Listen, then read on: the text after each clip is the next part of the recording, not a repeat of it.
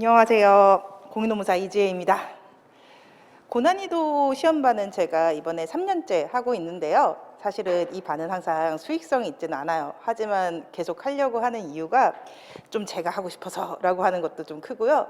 그리고 통계적으로 이 반에서 합격자가 좀 많이 나와요. 그렇기 때문에 전부 합격하셔가지고서 저는 보통 합격자 모임은 러시아 식당에서 갖거나 아니면은 노량진에 있는 그 파스타집에서 하는데요. 아무튼 거기서 모두 다 뵀으면 좋겠다라는 생각을 합니다.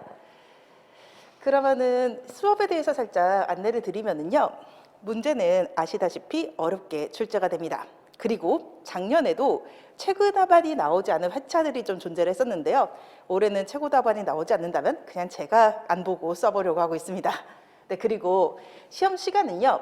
원래 노동법 시험은 75분인데 제가 조금 더 욕심을 내서 더 많은 것을 쓰는 것을 요구하는 시험 문제를 낼 때는요. 시험 시간이 조금 늘어납니다. 오늘 같은 경우에는 75분으로 조금 타이트한 문제가 맞았었고요. 근데 90분은 조금 넉넉하게 드리긴 한 거였었어요. 사실은 한 80분에서 85분 정도 사이에 조금 완성이 되었어야 하는 그런 형태의 문제긴 했었습니다. 그리고요.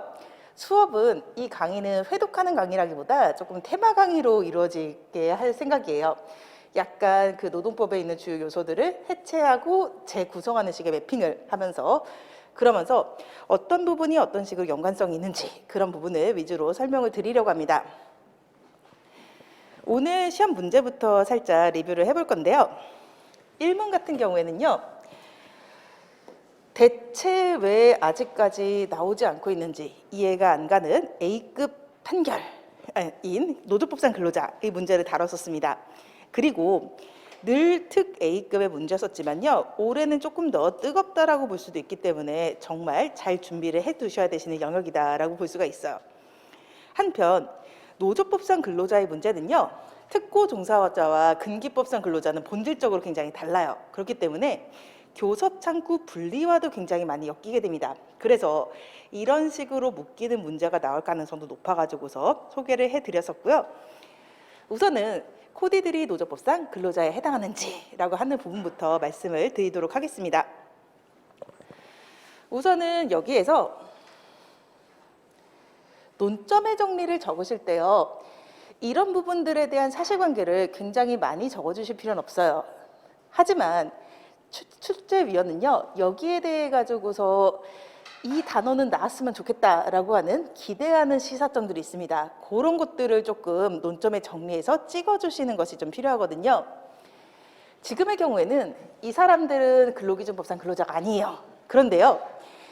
그래서 도급계약, 위탁계약을 맺은 사람들이 맞습니다. 민법적인 눈으로 봤을 때 고용관계는 아니에요. 그런데 일반적인 도급이나 위탁보다는 조금 더 종속성이 강한 근로적인 성격이 있는 근로계약을 체결을 하고 있어요. 그러니까 이 일반적인 도급 위탁과는 조금 다르다라고 하는 표현을 경제적 종속성이란 표현으로 적어주실 필요가 있습니다.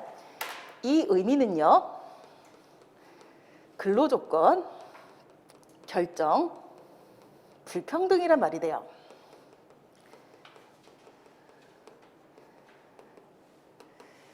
그래서 경제적 종속성이 인정되는 노무 공급자로서 노동 3권을 보장할 필요성에 비추어서 입법 취지상 노조법상 근로자에 해당하는지란 표현을 적어주실 필요가 있습니다. 여기에서 왜 노동 3권 보장의 필요성이라고 하는 것이 등장을 하게 되냐면요. 일반적인 도급이에요.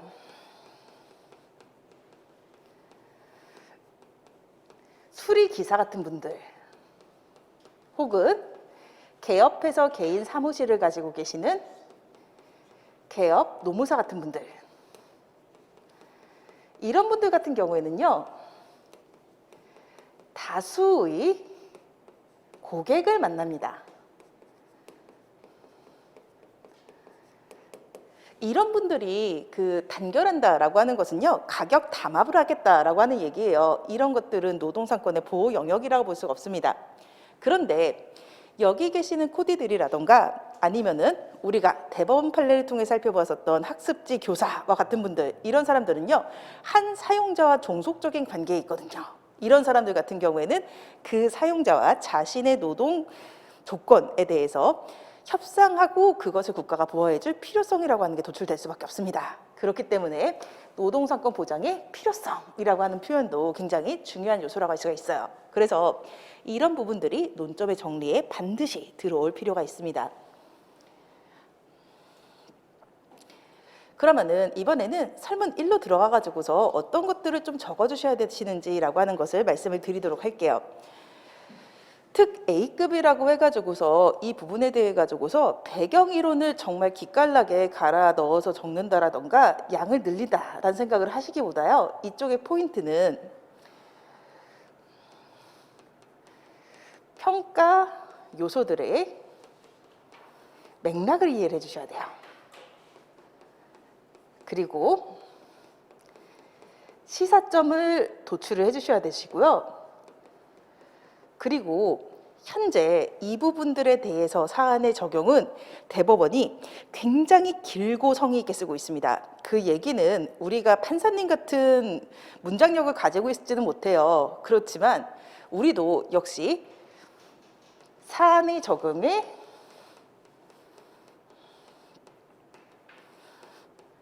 성의와 깊이를 보여야 된다라고 하는 것이 좀 필요합니다. 이 중에서 가장 중요한 요소는 이쪽이라고 할 수가 있을 거예요. 그러면은 이와 관련해 가지고서 컴팩트하게 답안을 작성한다라고 하더라도 어느 부분은 반드시 적어야 되는지라고 하는 것을 말씀을 드리도록 할게요. 노조법상 근로자의 개념을 확정하는 부분, 즉 노동삼권 행사 범위에 있는 사람, 즉 노동조합 하도록 하게 해줄 사람이라고 하는 개념을 짚어주고요. 그리고 정의 규정을 베껴줍니다. 그 다음에 여기에서 가장 중요한 것은 근로기준법상의 근로자와 노동자, 노조법상의 근로자가 다르다라고 하는 거예요. 병렬적인 표현을 통해 가지고서 근기법상의 근로자 개념과 차이에 대해서 얘기를 해줍니다. 입법 취지가 다르고 그렇기 때문에 이 의미도 다르고 그래서 정의 규정도 다르다라고 하는 것을 원문을 통해서 보여주시고요. 그리고 나서 여기에서 문제점을 좀 도출을 해주실 필요가 있어요. 요약입니다. 입법 목적과 정의 규정을 고려하면은요. 이것은 노동삼권 보장의 필요성의 관점에서 판단해야 되는 것이지 근기법상 근로자에 한정된다고 하는 것은 아니다라는 얘기를 해줘요. 즉 고용계약뿐만 아니라 도급 위탁계약의 일부의 경우에도 노동조합할 권리를 보장할 필요가 있다라고 하는 것을 얘기를 해줍니다. 그리고 저는 과거 판례의 동향은 잘 적으시는 분들도 많지 않고요. 그리고 적을 시간도 부족하기 때문에 안 적는 것을 좀 권해드립니다. 그리고 나서 판례 현출로 들어가는데요. 사실 이 판례는 1차 합격하고서 처음 2차를 보시는, 즉 그때 2차를 준비하시는 2달의 전사분들도 이 판례는 외우시고 가시거든요. 여기에서 더 중요한 부분들은 이런 부분입니다. 적지 않으셔도 돼요. 어차피 뒤에 그 프린트가 있는데요. 노무 제공자의 소득이 특정 사업자에 주로 의존하고 있는지 소득 의존성이라고 하는 부분의 의미를 조금 파악하고 맥락을 이해할 필요가 있어요. 이거는요. 업무의 종사에 소요되는 시간, 이것이 실질적으로 풀타임에 가깝다라고 한다면은 소득 의존성이 크다라고 볼 수가 있습니다. 특고 종사자 분들 중에서요. 택배 기사분들은 주 6일 일하고 계시거든요. 이런 분들의 경우에는 다른 업무에 종사하시기 힘들어요. 소득 의존성 큰 분들입니다. 그런데 방송 연기자라던가 오늘 보셨던 코디 분들 같은 경우에는 일하는 시간이 짧아요. 방송 연기자분들 같은 경우에는 캐스팅이 안 되셨을 때는 일주일 내내 일이 없기도 하고요. 코디 분들 같은 경우에도 하루에 4시간에서 6시간 일하시거든요. 그런 분들 같은 경우에는 소득 의존적이 살짝 낮다라고 볼 수가 있을 거예요. 그리고 전속성과도 관련되어 있습니다. 이 전속성이라고 하는 것은 계약 내용에서 전속적인 부분뿐만 아니라 사실상 전속되어 있다라고 하는 것도 의미를 해서 이런 거를 통해 가지고서 추단할 수 있는 개념이에요. 그리고 2번은 쉬우니까 넘어가고요. 3번 조직적 종속성 부분도 잘 쓰실 수가 있어야 됩니다. 노무 제공자가 특정 사업자의 사업 순회에 필수적인 노무를 제공한다라고 하는 것의 의미를 조금 파악을 해야 돼요.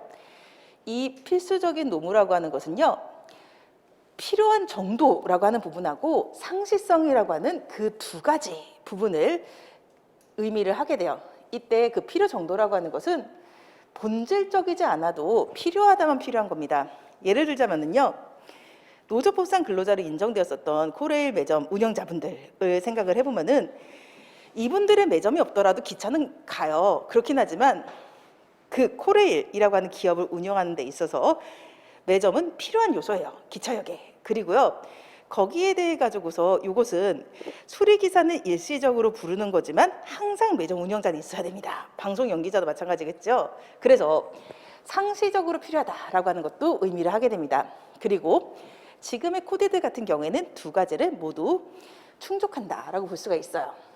그리고 사업을 통해 시장에 접근하는지라고 하는 건데요, 영혼 없이 이 부분을 적으시는 분들이 굉장히 많아요. 그런데 중요한 것은 특정 사업자의 사업을 매개로만 접근이 가능하다라는 그 조직적인 측면이라고 하는 것이 굉장히 중요한 요소입니다. 즉, 이 코디분들은요, 개별적으로 고객들을 만날 수가 없어요. 자기들이 이 일을 해서 돈을 벌려면은 정수기 회사를 거쳐야 되는 겁니다. 연기자들도요, 자신의 연기를 보여주기 위해 가지고서 자신이 무대를 차리기는 어려워요. 결국에는 방송국이라던가 매체를 거쳐야 되는 거예요. 그래서 매개적인 성질을 가지고 있는 것이 이 부분이라고 할 수가 있고요. 그리고 지속적과 전속적이라고 하는 것은요, 근로기준법에서 요구되는 그 요건하고 마찬가지인데, 그보다 약하더라도 꽤 지속적이고 그보다 약하더라도 꽤 전속적이면 전속적이다라고 할 수가 있어요. 그리고 이것을 요구하는 이유라고 하는 것은요, 요 상시성과 관련된 부분입니다. 일반적인 도급 위탁관계의 경우에는요, 가끔 필요해요. 일이 터졌을 때 노무사 찾아가는 거고요, 기계가 고장났을 때 기사분들 찾아가는 거거든요.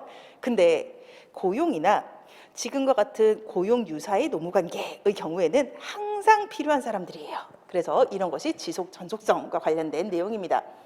그리고 지휘 감독 관계는요, 특고 종사자분들의 경우에는 그렇게까지 상당하게 요구되진 않지만 어느 정도 있다면 있는 것으로 봐주게 됩니다. 표현에서 중요하신 부분은요, 상당한이라고 하는 것은 근로기준법의 표현이에요. 이것을 어느 정도라고 하는 식으로 낮춰주셔야 됩니다. 상당한이라는 표현을 써버리면은 이 사람들은 특고가 아니라 아예 근기법상의 근로자가 돼버리는 부분이 발생을 하기 때문이에요. 그리고 수입의 노무 제공 대가성이라고 하는 건데요, 이거는 우선은 노무라고 하는 것의 성질과 관련이 있습니다. 노무와 좀 다른 걸 말씀을 드리면은요, 같은 예술가라고 하더라도요, 그림 한 장 그리고 얼마 받는 화가분들, 이런 분들 같은 경우에는요, 그 자신이 작업하는 것을 막 지켜보거나 하지 않잖아요. 그냥 자신의 작업장에서 그리고 의뢰인한테 갖다 주면 되는 겁니다. 그리고요, 그 그림을 그리는데 한 달이 걸리는지 일주일이 걸리는지 얼마나 집중하는지 이런 것도 중요하잖아요. 결국에는 그림이 완성되면은 그의 약정한 보수가 나오게 돼요. 그것과 반대되는 것이 결국에는 노무 제공의 대가라고 하는 것이거든요. 그래서 이 노무가 얼마나 그 특정 사업자의 지휘 감독과 같은 종속성에 기한 것인지라고 하는 것하고요, 이 대가를 산정하는 기준이 제공한 노무의 양, 시간과 비례해서 측정이 되는지, 임금 같은 경우에는 대표적으로 시간급으로 측정이 되잖아요. 그래서 이런 부분들을 요구를 하게 됩니다. 그리고 임금은 이런 정도가 굉장히 높은 거고요, 특고 종사자들이 받는 보수라고 하는 것은 그보단 낮더라도 화가들의 보수와는 좀 차이가 있는, 즉 임금과 유사한 것을 의미를 하게 됩니다. 한편 여기에서 표현에서 중요하고 유의하셔야 되시는 부분은 임금이라는 표현 쓰시면 안 됩니다. 임금이라고 써버리면은 이분들은 근로기준법상 근로자가 돼요. 그렇기 때문에 임금에 준하는 수입이란 표현을 반드시 적어주셔야 됩니다. 이 표현이 나오지 않도록 주의를 해주셔야 돼요. 그리고 나서 총평 우로 판례는 근기법에서 하는 근로자를 인정되지 않는다라고 하더라도 특정 사업자에 대한 소속을 전제로 하지 않거나, 이거는 구직 해고자들을 말합니다. 이 판례가 나오기 앞서 가지고서 구직자와 해고자도 노동조합할 수 있다라고 하는 판결은 먼저 나와 가지고서 노동조합할 수 있는 사람들의 범위를 넓혔죠.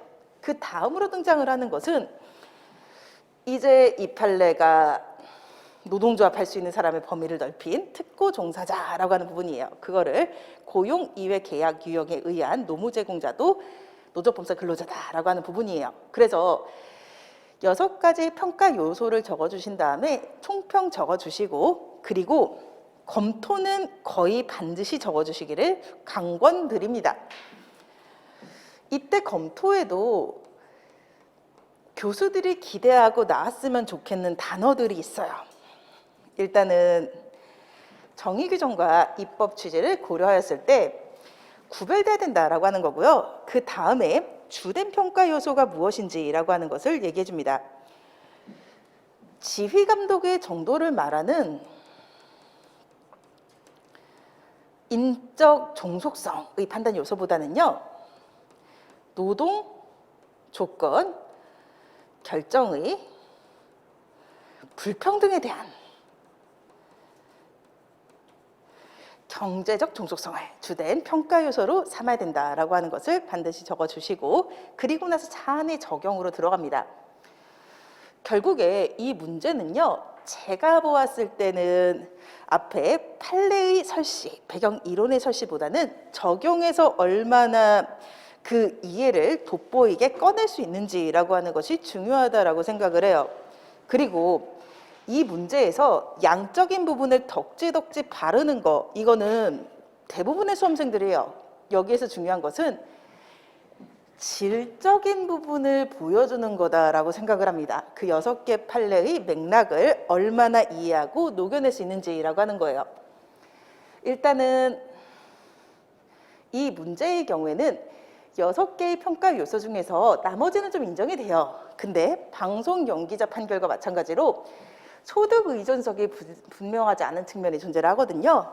그래서 이럴 경우에는 얘네들을 먼저 적어줍니다. 사실관계는 적절하게 요약만 해주시면 되시고요. 그리고 중요한 것은 그 사실관계에 대해서 얼마나 괜찮은 평가를 내리는 것인가라고 하는 거예요. 두 번째로는 시장의 접근, 조직적 종속성을 볼 건데요.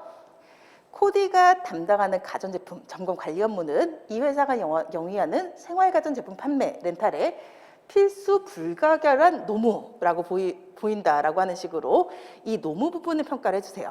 여기에서 저는 지금 눈에 보인 건데요, 이 표현을 더 넣어주시면 좋을 거라고 생각합니다. 상시적으로 요구되는.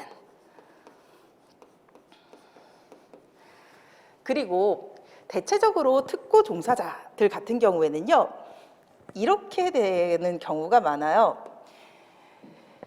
겸업, 이것은 허용합니다. 그리고요, 경업이라고 하는 거, 경쟁업체인 거죠. 이거는 그냥 투잡인 거고, 이것은 불허하는 경우들이 많아요. 약정을 통해서. 참고로 근기법상 근로자들에 있어서요, 경업은 경업금지 의무라고 하는 것을 당연한 의무로 부담하는 측면이 발생을 하죠. 그런데 지금의 경우에 코디들 같은 경우에는요, 이 회사와 계약을 맺고 있는 경우 다른 동종업체 제품의 취급은 금지가 돼요. 나머지 시간에 뭐 학원 강사를 하든 이런 건 상관이 없지만, 그렇기 때문에 결국 이 코디들은요, 특히나 이 회사를 통해서만 이 자신들이 일할 수 있는 시장에 접근을 할 수가 있습니다. 그리고 사실관계 얘기해 준 다음에요, 지휘감독에 대한 부분은 어느 정도라고 하는 표현을 적어주시면서 평가를 해주실 필요가 있습니다. 상당한이라는 표현을 써버리면은 근기법상 근로자로 오해될 수가 있고요. 그리고요, 일단 이 코디의 겸업이 허용되지만 경업은 안 된다라고 하고 있기 때문에 일정한 지속성과 전속성을 엿보일 수가 있고요. 그리고 수수료라고 하는 보수의 성격에 대해서 그냥 영혼 없이 이거 노무 제공의 대가다라고 쓰기보다는 이런 식의 표현을 조금 적어서 판단해 주실 필요가 있어요. 성과 비례긴 하지만 이 수수료는 건당이에요. 그리고 정수기 관리 업무라고 하는 것은 통상적으로 보았을 때 한 건에 걸리는 시간이라는 게 어느 정도 일정하잖아요. 그러니까 결국 건당 수수료를 가지고 있거나 회당 출연료를 가지고 있는 경우가 다 비슷비슷하거든요. 시간에 대한 보상으로서의 성격을 좀 가진다라고 하는 거예요. 그렇기 때문에 노무 제공에 따른 대가라고 평가할 수 있습니다. 여기에서 노무 제공에 따른 대가와 마찬가지의 표현을 쓸 수 있는 것이 임금에 준하는 수입입니다. 임금이라고 하시면 안 됩니다. 그럼 근기법상 근로자가 돼버립니다. 그리고 나서 얘네를 다 인정해주고 나서 살짝 갸웃한 소득 의존성으로 들어가면은요, 근로시간이 길지 않고 의존성이 강하지 않은 측면이 있다라고 하더라도 결국에는 이 사람들은 이 회사와 상시적이고 계속적인 계약을 맺으면서 어느 정도 근로조건의 불평등이라고 하는 걸 느끼고 있잖아요. 즉 얘네들은 회사와 대등한 위치에서 위임계약의 조건, 계정수의 분배, 기준 등을 교섭할 수 있도록 할 필요성이라고 하는 것이 크기 때문에, 즉 노동상권 보장의 필요성이 크니까 코디들은 노조법상 근로자다라고 하는 식으로 정리를 해줍니다. 그리고 나서 이번에는 설문 2로 넘어가 보도록 하겠습니다. 둘은 굉장히 엮이기에 좋은 모습을 가지고 있기도 하고요. 그리고 복수노조와 관련된 대법원 판례들은 거의 전체를 A급이라고 보셔도 무방합니다. 그 이유는 복수노조 제도가 지금 10년은 넘어갔어요. 그러니까 대법원 판례가 통상 한 10년 정도 걸리거든요, 나올 때까지. 그렇기 때문에 최근에 나왔었던 요 한 5년 왔다 갔다 하는 이 시기에 나왔던 대법원 판례들이 앞으로의 복수노조 제도를 평가하는 기준이 되는 판례들이에요. 그렇기 때문에 학문적인 중요성도 굉장히 높고요. 그리고 실무적으로도 뜨거운 부분일 수밖에 없기 때문에 복수노조 파트는 굉장히 중요하다라고 할 수가 있는데요. 이 중에서 판례 암기 차원에서는 쉬운 문제라고 할 수 있는 교섭단위 분리에 대해서 보도록 할 겁니다. 여기에서 논점의 정리 부분에서 좀 적어주셨으면 좋겠는 표현은요, 일단은 이 사안의 노동조합과 지회를 둘러싼 재반 사정이라고 하는 거 더하기요, 단일화 원칙의 취지 vs 분리 결정의 취지에 비추어 가지고서 얘네들의 입장에서 보았을 때, 이 사람들의 노동상권 보장, 교섭력의 보장 입장에서 보았을 때 단일화하는 쪽과 분리하는 쪽 중에서 어느 쪽이 더 유익한지라고 하는 것에 따라 가지고서 필요성이 결정이 되게 됩니다. 그래서 원칙과 결정의 취지에 비추어서 인정되는지라고 하는 것들을 좀 적어주실 필요가 있습니다. 일단은 여기에서 배경 사실관계를 보면은요, 굉장히 다르네라고 하는 것을 시험을 보시면서 느끼셨을 겁니다. 그래서 여기에 대한 설명은 생략하고요. 이 문제는 굉장히 썰렁한 문제예요. 이 썰렁한 문제에서 어떠한 부분에 가점 포인트를 가지고 가셔야 되는지라고 하는 것을 말씀을 드리도록 할 겁니다.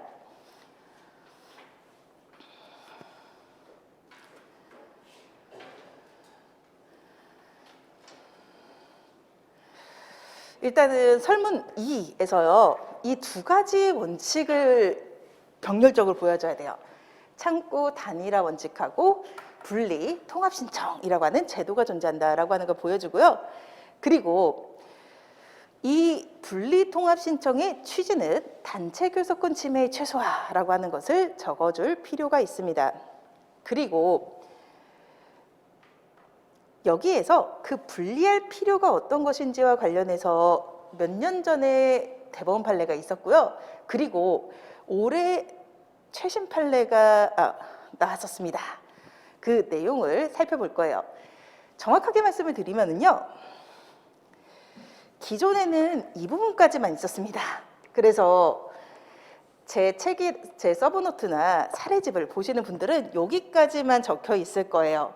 그런데 최근에 올해 추가된 부분이, 즉 제가 책을 내고 나서 나오게 됐던 부분이 이게 플러스가 되었다라고 하는 부분이에요. 그래서 이 부분은 업데이트가 필요한 영역입니다.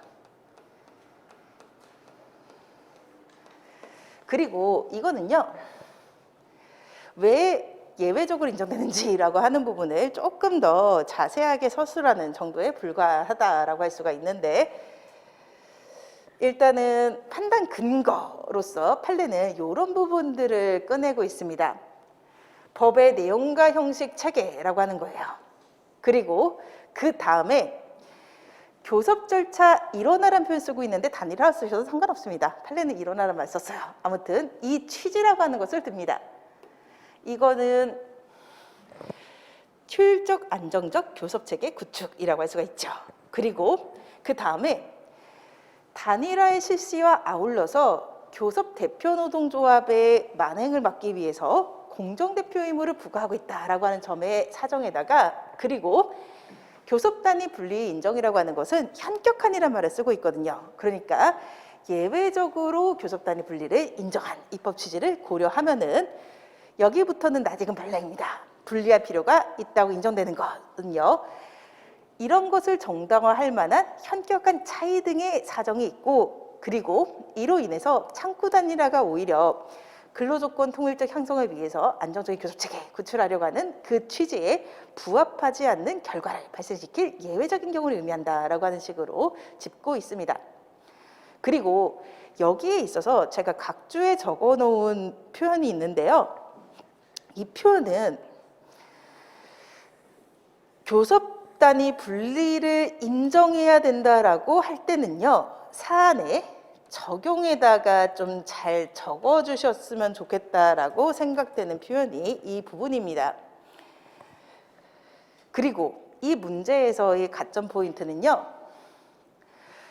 검토를 적는 것이 첫 번째 부분이고요. 두 번째는 사안의 적용에 영혼을 가는 것이 두 번째입니다. 검토에서는 논리는 심플해요. 단일화 제도의 취지하고 분리 제도의 취지가 균형을 이루어져야 되니까 교대노조가 소수노조 조합원의 이해를 반영하기 어렵다라고 볼 수 있는 경우에는 분리 결정을 인정해야 된다고 보면 타당하다라는 식으로 짚습니다. 그리고 사안의 적용에 들어갔었을 때요, 이전에 있었던 대법원 판결은요, 굉장히 심플하게 교섭단위 분리 필요성을 인정을 했어요. 근데 다음번에 나왔던 판례는요, 굉장히 꼼꼼하게 이 부분을 판단을 하게 되었습니다. 그 얘기는 앞으로의 사안의 적용 역시 이런 식으로 적을 것을 기대하고 있다라고 볼 수가 있을 거예요. 특히나 적어야 되는 판례의 양이 굉장히 좀 적은 문제에 속하잖아요. 그렇기 때문에 이 부분을 잘 적기 위해서 노력을 해야 됩니다. 우선은 현격한 근로조건 차이 존부라고 하는 부분을 배경 사실관계를 살짝 요약해서 적어주시면서 차이의 현저함이라고 하는 것을 짚어주시고요. 그리고 고용 형태의 차이라고 하는 부분에 대해서 적용받는 법 자체가 달라요. 본질적인 차이가 있습니다.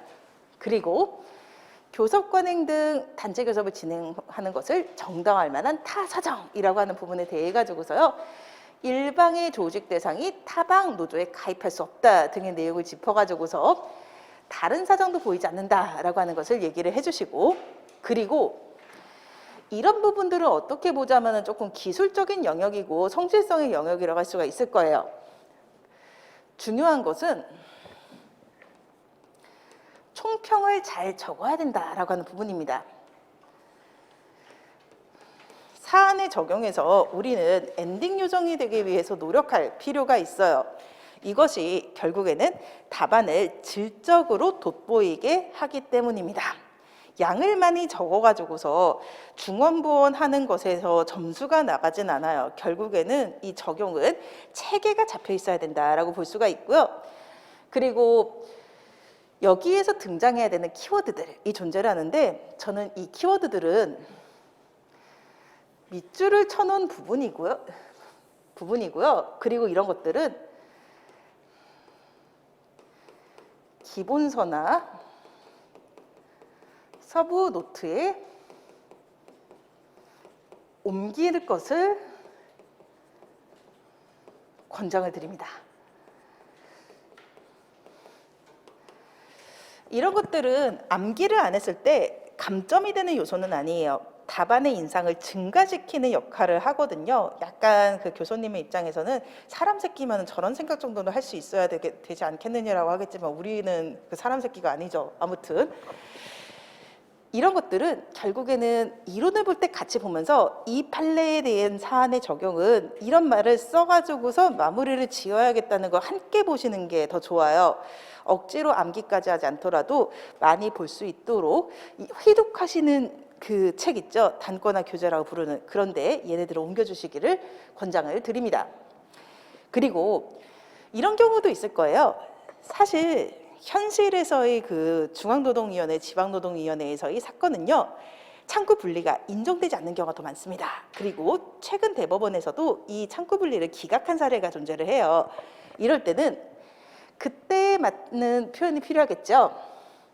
이런 재반 사정을 종합해 보았을 때 본질적 기초를 달리할 정도로 형평성 차이가 있는 경우가 아니고 창구 분리를 인정하는 경우에는 교섭력을 약화시킬 우려가 있으니까 결국 단일화제도 취지에 부합하지 않는 결과를 불러일으킬 우려가 있어서 결국 교섭단의 분리 필요성이 인정되지 않는다라고 해가지고서 뭐 기각 결정을 해야 된다 혹은 누구의 주장이 부당하다라고 하는 식의 표현을 만드는 거예요. 그래서 얘도 함께 기억을 해주셨으면 좋겠습니다. 그리고 나서 이문으로 갈게요. 이문은 사실 이문의 1문은 문제가 어렵지 않으셨을 거예요. 그리고 이 문제를 냈던 이유는요, 이 조직 형태 변경이라고 하는 부분에 있어가지고서 기업별 노조에 준하는 실질하고요. 그리고 협약 체결 능력이 없지만 비법인 사단에 준하는 실질이라고 하는 것을 되게 와닿지 않는다고 보시는 경우들이 많거든요. 그래서 어떤 것이 기업별 노조에 준하는 실질이 있는 경우이고 어떤 것이 기업별 노조에 준하는 실질은 없지만 비법인 사단의 실질이 있는지라고 하는 것을 좀 보여드리기 위해서 사실관계 소개 차원에서 냈던 내용이기도 해요.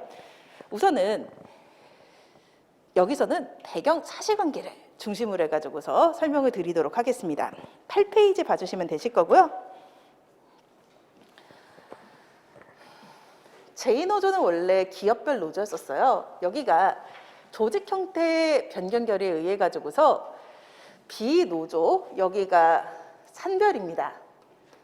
그리고요, 여기가 신고증을 가지고 있어요. 여기가 단체교섭의 주체입니다. 그리고 민주노조 쪽을 주로 이런 식으로 움직이고 있어요. 지부는 지역별로 만들어요. 그래서 경주지부 이렇게 있는 거고요. 그리고 지회라고 하는 지부보다 작은 단위의 경우에는 기업별로 가고 있습니다. 그리고 이 지회는 아까의 지회와 다르게 신고를 안 했어요. 아까의 지회는 법내노조거든요. 이름만 지회예요. 그런데 이 지회는 신고를 안 했습니다. 그러니까 하부 기관에 불과한 거죠. 그리고요, 산별 노조들 중에서 특히 강성인 노동조합들의 경우에는요, 자신들의 조직력을 강화하고 단결을 강화하기 위해서 여기까지는 교섭을 위임하는, 그 초기업별 교섭의 경우에는 인정을 하더라도요, 기업 단위로는 교섭하지 못하도록 하는 규약을 두는 경우들이 많아요. 그래서 여기도 마찬가지로 이 노동조합의 규약에 기업별 지회의 단체 교섭 권한을 위임할 수 없다라고 하는 내용을 명백하게 두고 있습니다. 그리고 이후의 단체 협약들은요, 항상 이 비노조 대표자, 금속노조 위원장 이런 사람하고 이 회사의 사업경영 담당자가 서면 날인하는 형태를 띠고 있어요. 이런 형태가 바로 법내노조도 아니고 신고증이 없으니까, 그리고 협약 체결 능력도 없어서 기업별 노조로서의 실실이 있다고 볼 수 없는 굉장히 전형적인 사례다라고 볼 수가 있어요. 근데 조직 형태 변경이 인정되는 비법인 사단으로서의 실질이라고 하는 것은요, 그냥 단체성뿐만 아니라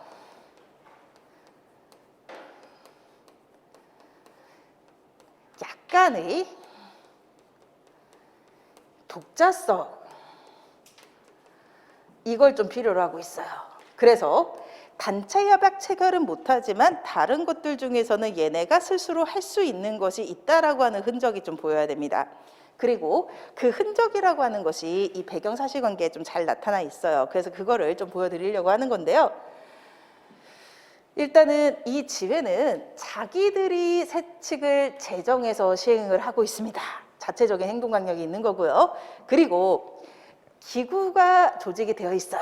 그리고 이 기구가요, 이 노동조합이 임명해서 내리는 사람들이 아니라 자기들이 직접 선출하는 사람들이에요.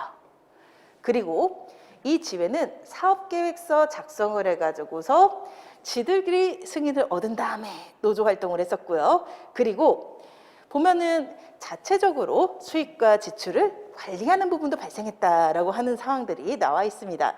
그렇기 때문에 단체성이라고 볼 수 있는 행동 강령과 조직 기관을 가지고 있는 것 더하기 운영상으로도 실태상으로도 독자성이 있는 거예요. 그래서 얘만 인정된 것이 아니라 여기까지도 인정이 됐기 때문에 얘네는 기업별 노조에 준하는 실질은 없지만 비법인 사단의 실질은 있다라고 하는 식의 판단이 나올 수밖에 없는 상황입니다.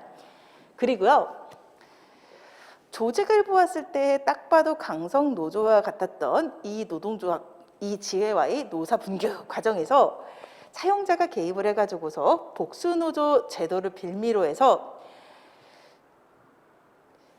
이 지회의 일부를 회유해가지고서 조직 형태 변경을 유도했었던 그런 상황이 발생을 했었던 내용인데요. 우선은 이 변경 결의의 효력에 대한 부분 먼저 확인을 해보도록 하겠습니다.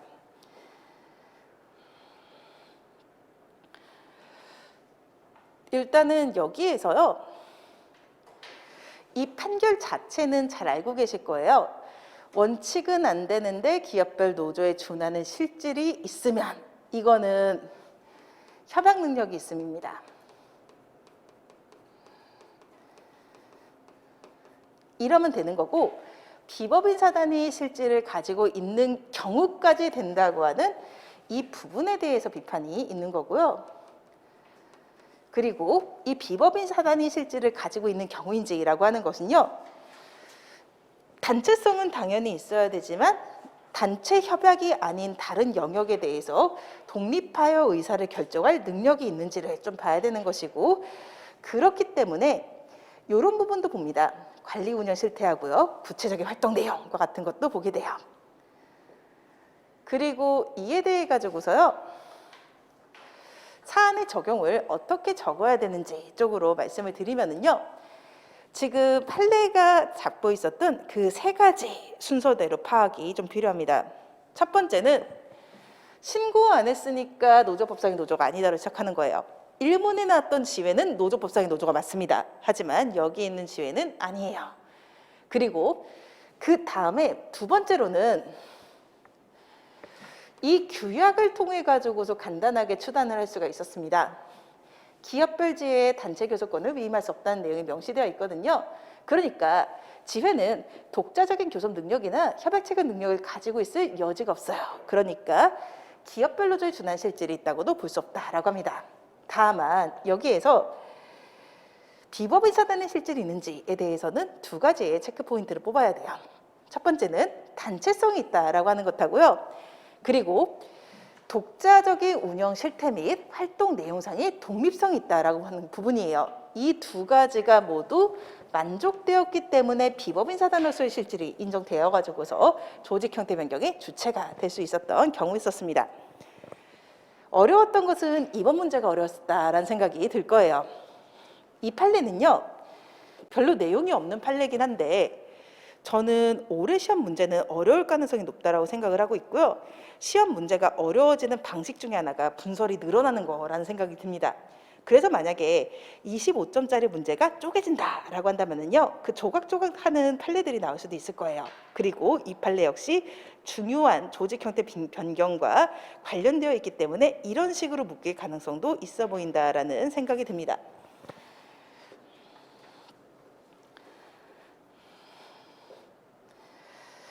그러니까 법은 좀 생각보다 그렇게 막 흐름대로 가지 않는 측면이 있거든요. 그래서 일단 여기 있는 사실관계를 보도록 하겠습니다.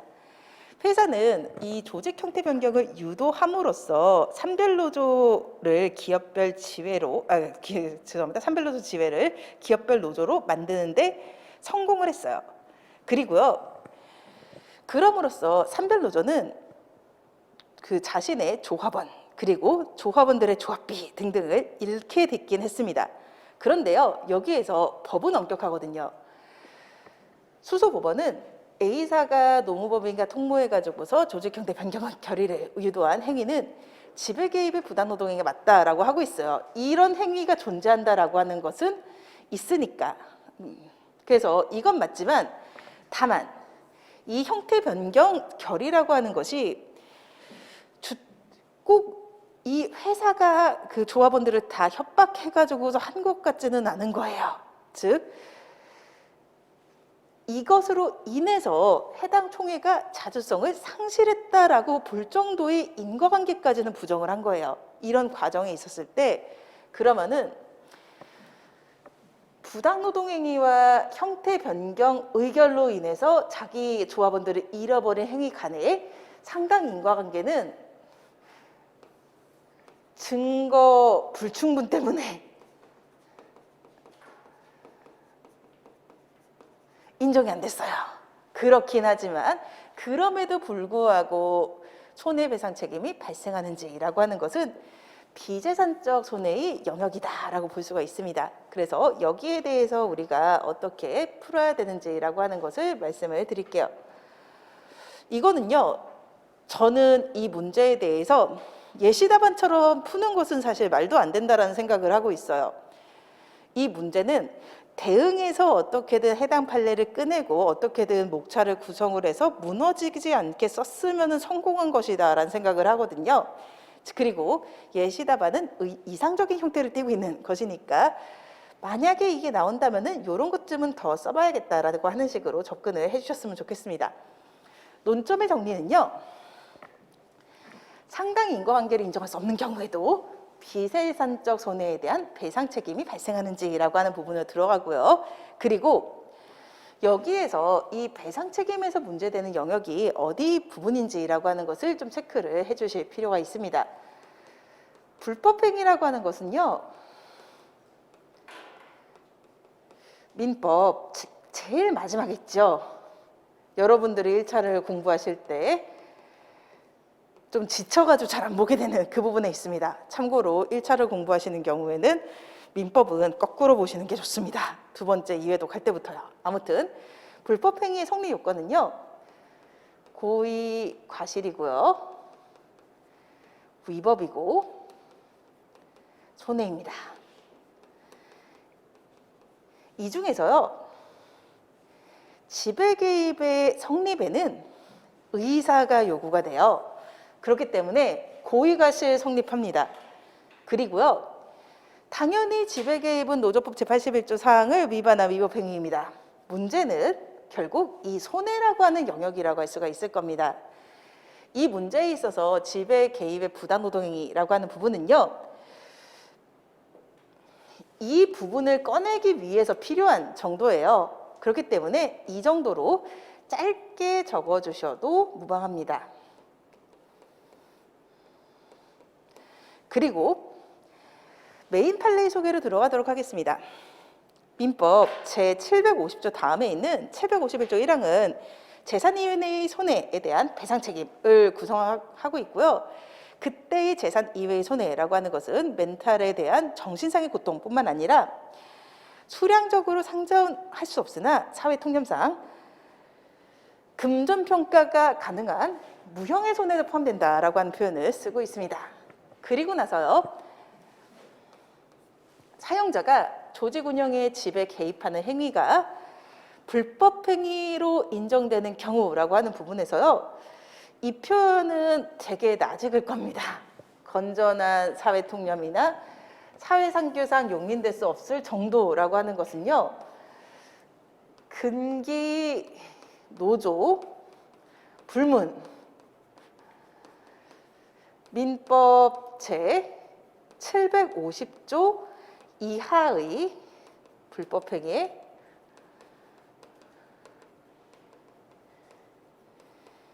모두 사용이 가능합니다. 빈출되는 부분이니까 암기하실 필요가 없는 영역이기도 할 거예요. 그래서 결국 부당노동행위로 인정되는 경우에 이는 불법행위가 되고요. 그리고 사용자는 이로 인한 비자산적 손해에 대해서 위자료 배상 책임을 부담한다라는 식으로 짚어줍니다. 그리고 나서 설문 2의 해결로 들어갔었을 때요. 우선은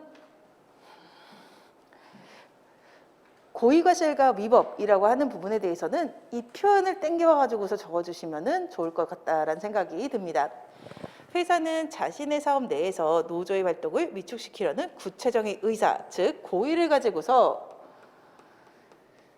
조직 형태 변경 결의를 유도하고 그 방식으로서 비노조의 조직 운영에 지배 개입했어요. 불법, 위법이 성립합니다.